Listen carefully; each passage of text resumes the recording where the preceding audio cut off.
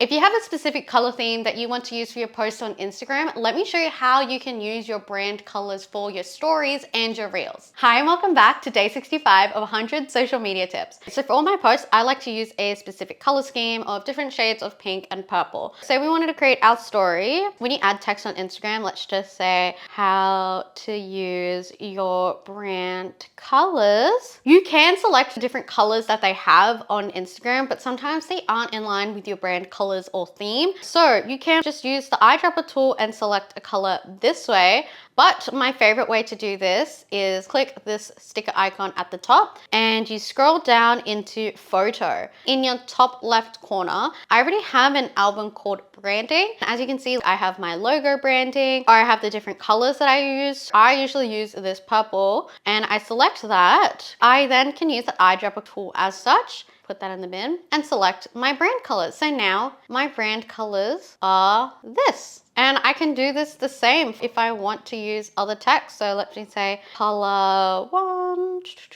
Let me just get the other colors. Color one. And then I can do the same. Color two. Okay, let's do color three. And that's it. Like always, keep creating, keep experimenting, and I'll catch you in the next video.